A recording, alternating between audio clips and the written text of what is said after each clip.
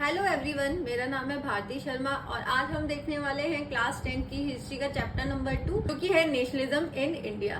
तो चलो स्टार्ट करते हैं आज का टॉपिक। लेकिन उससे पहले अगर आपको मेरे वीडियोस अच्छे लगते हैं तो प्लीज मेरे वीडियोस को लाइक करिए, शेयर कीजिए और मेरे चैनल को सब्सक्राइब करिए ताकि आपको आने वाली वीडियोस मिल सके। तो चलो स्टार्ट करते हैं आज का चैप्टर जो कि है nationalism in India. Nationalism in India. As you have seen, modern nationalism in Europe came to be associated with the formation of nation state. जैसे कि आपने देखा था कि यूरोप में मॉडर्न नेशनलिज्म के आइडिया के साथ ही नेशन स्टेट का फॉर्मेशन भी होने लगा था. It also meant a change in people's understanding of who they were and what defined their identity and sense of belonging. और इसके साथ ही नेशन स्टेट के साथ ही लोगों की जो अंडरस्टैंडिंग थी वो बदलने लग गई थी. अब उन्हें समझ में आने लगा था कि हु देवर, कि वो कौन है और उनकी जो आइडेंटिटी है वो कौन डिफाइन करता है और वो कहाँ से बिलोंग करते हैं. ये सारी चीजें लोगों के अंदर डेवलप होने लगी थी. अब वो समझने लगे थे. New symbols and icons, new songs and ideas, force new links and redefine the boundaries of communities. नए सिंबल्स आने लग गए थे, आइकन्स आने लग गए थे, न्यू सॉन्ग्स और आइडियाज की वजह से नए लिंक्स बनने लग गए थे.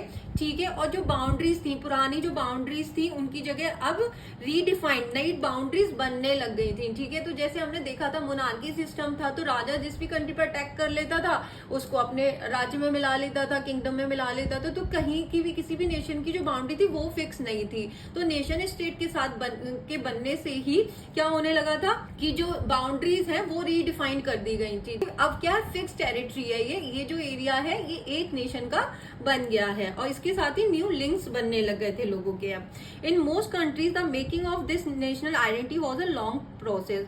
तो मोस्ट ऑफ द कंट्रीज में ना, बहुत सारी कंट्रीज मतलब मोस्टली कंट्रीज में ही आप बोलोगे कि ये जो नेशनल आइडेंटिटी का ये जो नेशनल आइडेंटिटी थी ना ये एक लंबा प्रोसेस था. ऐसा नहीं है कि 1-2 साल का प्रोसेस था जहां से ये सारी चीजें की नेशन स्टेट बन गए. नहीं, ये काफी लंबा प्रोसेस था. मोस्ट ऑफ द कंट्रीज में तो काफी लंबा प्रोसेस ये रहा है.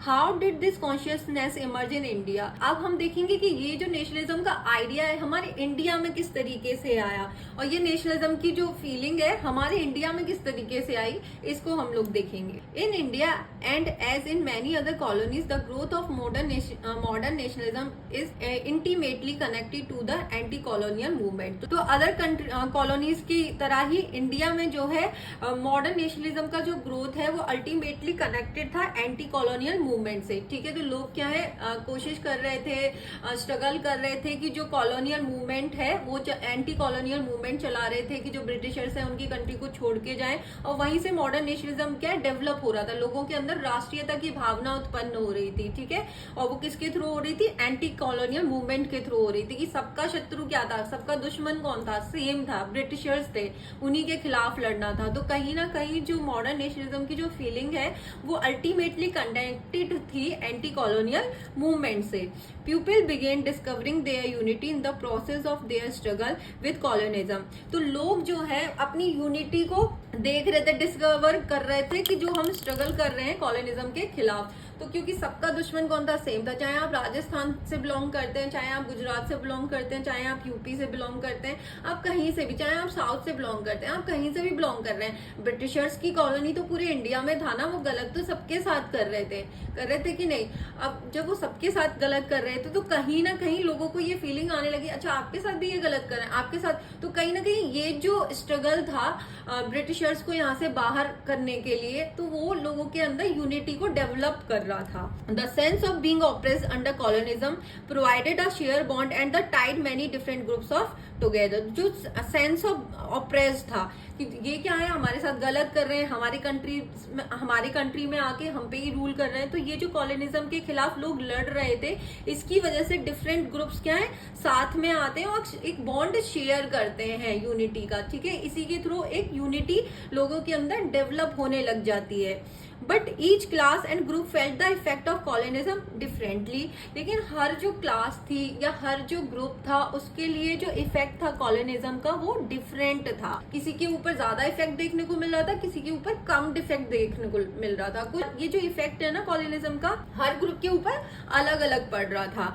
There experience were varied and their notions of freedom were not always the same. उनके जो एक्सपीरियंस थे ब्रिटिशर्स के साथ वो भी वेरिड थे, मतलब अलग अलग हमें देखने को मिल जाते हैं। कुछ लोग बहुत ज्यादा परेशान थे, कुछ लोग थोड़े कम परेशान थे, ठीक है। जैसे मान लो अगर ब्रिटिशर्स आए तो कुछ लोगों को जॉब्स दे दी गई, तो वो लोग तो खुश थे ना उस चीज से कि हाँ ठीक है ब्रिटिशर्स आए तो हमारी तो रोजी रोटी चल रही है, तो उन पे उतना ज्यादा इफेक्ट नहीं था। तो हर किसी के एक्सपीरियंस भी अलग अलग थे ब्रिटिशर्स के साथ। And their notions of freedom were not always the same. और जो नोशंस थे, मतलब जो विचार थे फ्रीडम को लेके, वो भी लोगों के अलग अलग थे। क्योंकि आप ये सोचो हर किसी के लिए फ्रीडम का मतलब अलग अलग है। अगर किसी के पास खाना नहीं है तो उसे लगेगा कि अगर मुझे खाना मिल जाए ना तो ये ही मेरे लिए फ्रीडम है ना, यही स्वतंत्रता है कि मैं आराम से खाना खा। The Congress under Mahatma Gandhi tried to force these group together within one movement. तो महात्मा गांधी की लीडरशिप में जो कांग्रेस है वो डिफरेंट ग्रुप्स को साथ में लेके आती है एक मूवमेंट में। But the unity did not emerge without conflict. But जो ये यूनिटी हुई थी ये विदाउट कॉन्फ्लिक्ट नहीं थी, मतलब यूनिटी तो आई थी लेकिन विदाउट कॉन्फ्लिक्ट नहीं आई थी। उसके साथ में फ्री क्या आया था, कॉन्फ्लिक्ट्स आए थे, मतभेद आए थे, लोगों की सोच अलग अलग थी। In an earlier text book you have read about the growth of nationalism in India up to the first decade of the 20th century। तो आपने जो 8th क्लास तक की ये बात कर रहा है कि आपने अर्लियर टेक्स्ट बुक में, पहले टेक्स्ट बुक्स में आपने पढ़ा है नेशनलिज्म की ग्रोथ के बारे में कि इंडिया में नेशनलिज्म की किस तरीके से ग्रोथ हुई। लेकिन आपने जो पढ़ा है ना वो 20th सेंचुरी के फर्स्ट डिकेड तक पढ़ा है। अब ये क्या होता है, तो जैसे यहाँ पे हम लोग देखते हैं कि 20th सेंचुरी मतलब 19, ठीक है, तो 19 फर्स्ट डिकेड 20th सेंचुरी, ठीक है। तो 1910 तक का आप पढ़ चुके हो, उसके आगे का आप इस चैप्टर में पढ़ने वाले हो। In this chapter we will pick up the story from the 1920s। और इस चैप्टर में हम जो स्टोरी उठाएं वो 1920s से उठाएं, ठीक है। And study the non cooperation and civil disobedience movement. और इस चैप्टर में हम मेनली 2 मूवमेंट्स के बारे में पढ़ने वाले हैं। पहला पढ़ने वाले हैं नॉन कॉपरेशन मूवमेंट के बारे में और दूसरा सिविल डिसोबीडियंस मूवमेंट के बारे में, ठीक है। तो इन 2 मूवमेंट्स के इर्द गिर्द घूमेगा पूरा का पूरा चैप्टर जो है। We will explore how the Congress sought to develop the national movement, how different social groups participated in the movement and how nationalism captured the imagination of people. इस चैप्टर में हम एक्सप्लोर करेंगे, देखेंगे कि कांग्रेस ने किस तरीके से नेशनल मूवमेंट को डेवलप करने की कोशिश की, how different social groups participated in the movement, कैसे डिफरेंट सोशल ग्रुप्स ने पार्टिसिपेट किया, भाग लिया इस मूवमेंट में, and how nationalism capture the imagination of people. और किस इंडिपेंडेंस मिल जाएगी तब हम स्वतंत्र हो जाएंगे, तो तब का टाइम कैसा होगा। तो कहीं ना कहीं नेशनलिज्म के आने की वजह से लोगों की जो इमेजिनेशन थी उसको नए पंख मिल गए थे। उनको कहीं ना कहीं ये अब लगने लगा था कि कहीं ना कहीं हमें ब्रिटिशर्स से छुटकारा मिल जाएगा। तो यहाँ पे एक इमेज दी गई है, फिगर 1 अप्रैल 1919 का ये पिक्चर है।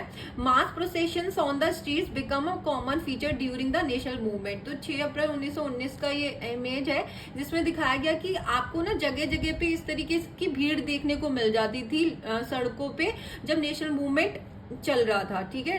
ड्यूरिंग द नेशनल मूवमेंट, जब नेशनल मूवमेंट चल रहे थे उस टाइम पे इस तरीके की भीड़ आपको लोगों की देखने को मिल जाती थी। मतलब प्रोसेशंस का मतलब होता है जुलूस, ठीक है, देखने को मिल जाता था सड़कों पे। ये काफी कॉमन था उस टाइम पे। अब नेक्स्ट है द फर्स्ट वर्ल्ड वॉर, खिलाफत एंड नॉन कॉपरेशन मूवमेंट। तो यहाँ पे हम 3 टॉपिक्स को देखने वाले हैं। द फर्स्ट वर्ल्ड वॉर के बारे में देखने वाले हैं, खिलाफत मूवमेंट और नॉन कॉपरेशन मूवमेंट के बारे में पढ़ने वाले हैं। तो चलो स्टार्ट करते हैं अपना पहला टॉपिक। तो सबसे पहले हम लोग देखते हैं कि फर्स्ट वर्ल्ड वॉर, ठीक है, कि फर्स्ट वर्ल्ड वॉर जैसा कि टॉपिक दिया गया यहाँ पे कि फर्स्ट वर्ल्ड वॉर क्या था, ठीक है। तो उसके बारे में थोड़ा सा देख लेते हैं। वैसे आपने क्लास 9th में पढ़ा था इसके बारे में, ठीक है, तो थोड़ा सा देख लेते हैं बस। तो फर्स्ट वर्ल्ड वॉर एक्चुअली में कब हुआ था, 1914 से लेके 18 तक, ठीक है। 2 पावर्स के बीच में लड़ाई हो रही थी, अलाइज पावर और central power.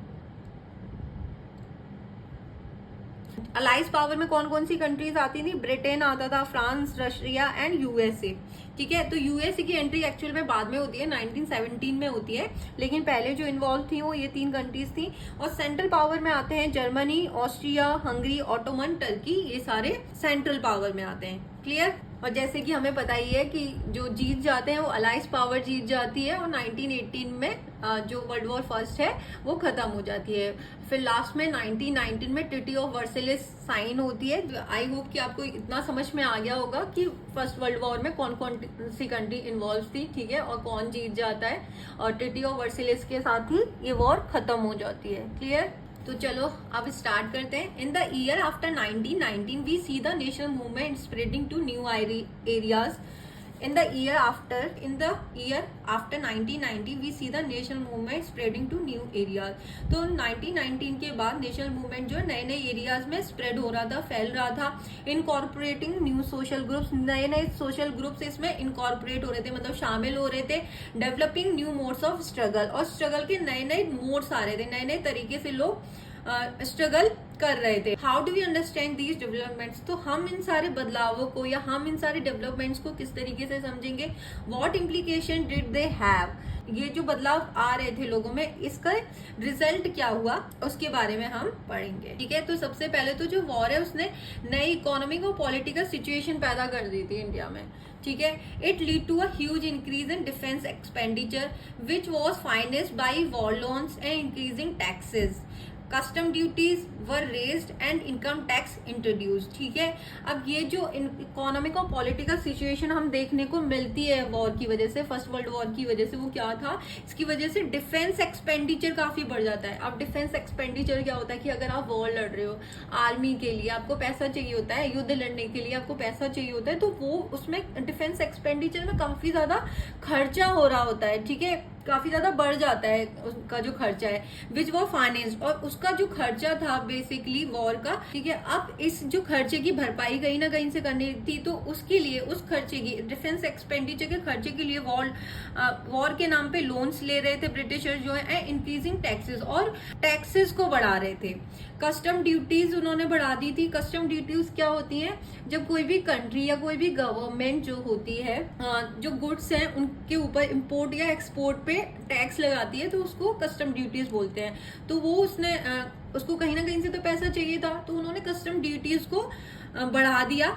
Income tax introduced, और इनकम टैक्स को इंट्रोड्यूस कर दिया, ठीक है। मतलब पहली बार इनकम टैक्स जो ब्रिटिशर्स ने इम्पोज किया था इंडिया पे, ठीक है। तब इससे पहले इनकम टैक्स नहीं लिया जाता था। मतलब 1919 में शुरुआत होती है इनकम टैक्स की, ठीक है। कहीं ना कहीं उसके आसपास के टाइम पे रही होगी कि इंट्रोड्यूस कर दिया, क्योंकि उनको तो पैसे से मतलब था, उनको कहीं ना कहीं पैसा चाहिए था कि उनकी लड़ाई में इतना पैसा खर्च हुआ है तो कहीं ना कहीं से भरपाई करेंगे ना, तो उन्होंने कस्टम ड्यूटीज को बढ़ा दिया और साथ में इनकम टैक्स इंट्रोड्यूस हो गया जो अभी तक नहीं लिया जाता था।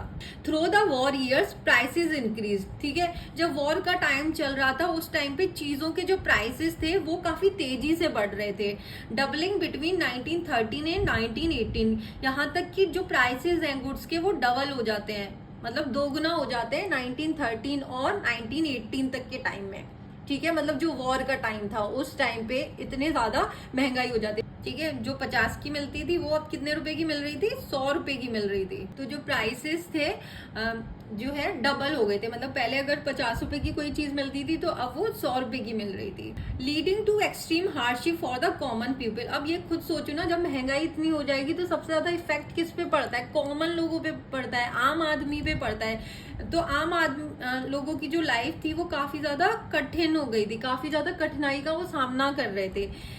Villages were called upon to supply soldiers and forced recruitment in rural areas caused widespread anger।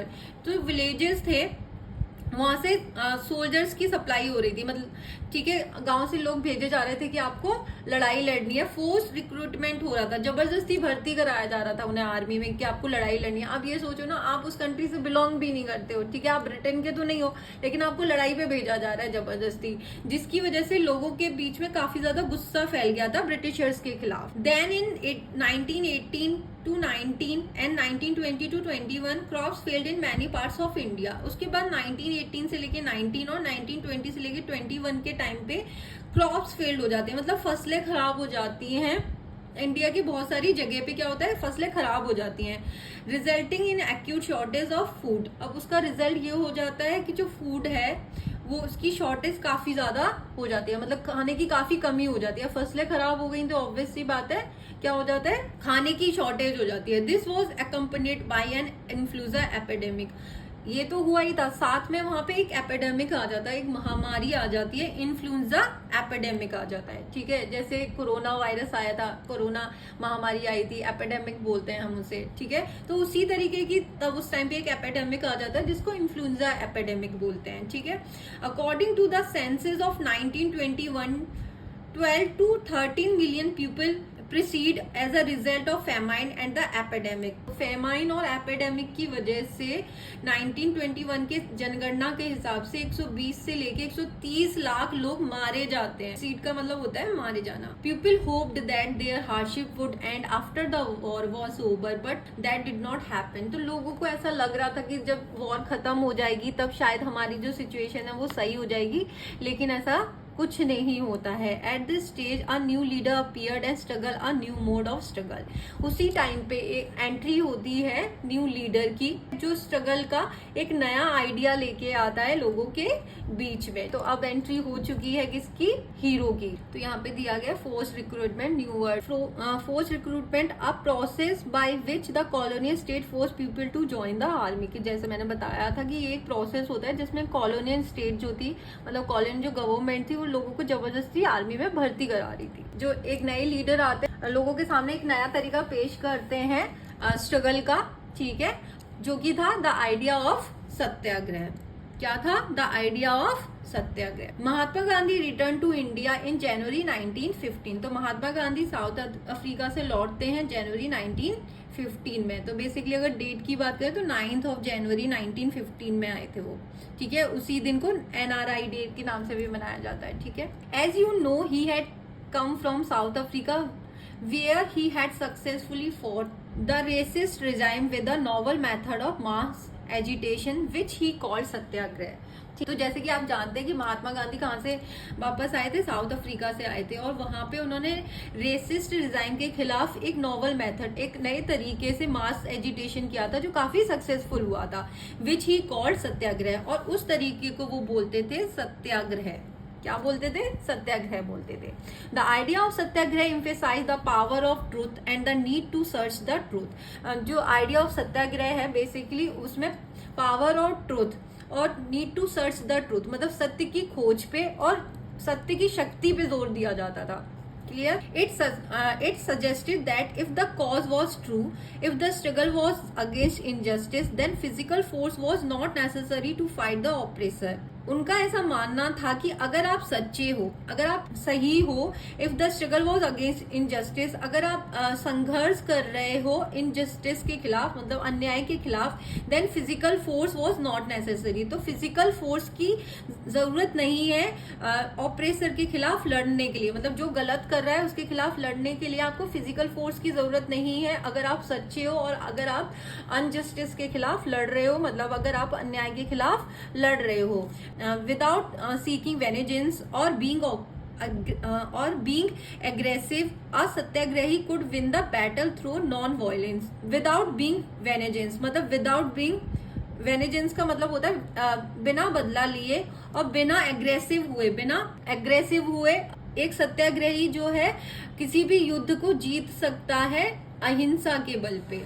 ठीक है, तो आपको कोई ना तो बदला लेने की जरूरत है, ना ही आपको एग्रेसिव होने की जरूरत है बहुत ज्यादा। तो कोई भी सत्याग्रही जो है, एक सत्याग्रही जो है कोई भी बैटल जीत सकता है अहिंसा के बल पे। उसको ना तो बदला लेने की जरूरत है, ना ही उसे एग्रेसिव होने की जरूरत है इसके लिए। This could be done by appealing to the conscience of the oppressor. उसके लिए आपको कुछ नहीं करना है, आपको बस उसकी जो चेतना है उसकी अपील करनी है आपको कहीं ना कहीं कि आप जो कर रहे हो वो गलत कर रहे हो।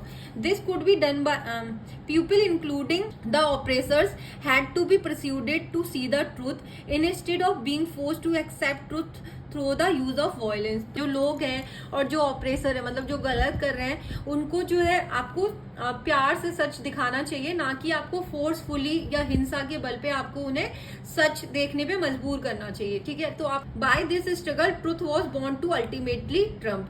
आप इस तरीके से स्ट्रगल करोगे, संघर्ष करोगे, तो लास्ट में जो जीत होगी वो सच की होगी। ठीक है, ट्रम्प का मतलब होता है जीतेगा। लास्ट में जो अल्टीमेटली जो विनर होगा, जो जीतेगा, वो सच जीतेगा। Mahatma Gandhi believe that the dharma of non violence could unite all Indians. तो महात्मा गांधी का ऐसा मानना था, वो ऐसा बिलीव करते थे कि जो ये नॉन वायलेंस का धर्म है ना, वो सारे इंडियंस को यूनाइट कर सकता है। यहाँ पे सत्याग्रह के बारे में और बताया गया है, महात्मा गांधी ऑन सत्याग्रह। उन्होंने महात्मा गांधी ने सत्याग्रह के बारे में क्या बोला? It is said of passive resistance that it is the weapon of the weak, but the power which is the subject of this article can be used only by the strong. Passive resistance है कि आप actively violent नहीं हो रहे हो, आप violence create नहीं कर रहे हो, आप एग्रेसिव नहीं हो। ये क्या है? ये कमजोरों का हथियार है। But the power which is the subject of this article can be use only by the strong. But ये जो पावर है ना सत्याग्रह की, बेसिकली ये कमजोरों के लिए नहीं है। ये कभी कोई कमजोर सत्याग्रह की पावर को यूज ही नहीं कर सकता है। तो अगर आप सत्याग्रह की पावर को यूज करना चाहते हैं, तो आप अगर स्ट्रॉन्ग है, आप तभी यूज कर सकते हैं। The power is not passive resistant, Indeed it calls for intense activity. तो ये जो है पैसिव रेजिस्टेंस नहीं है, ठीक है, कि आप कुछ नहीं कर रहे हैं, बल्कि it needed it calls for intense actively, बल्कि इसके लिए आपको बहुत ज्यादा एक्टिव होने की जरूरत है। The movement in south Africa was not passive but active.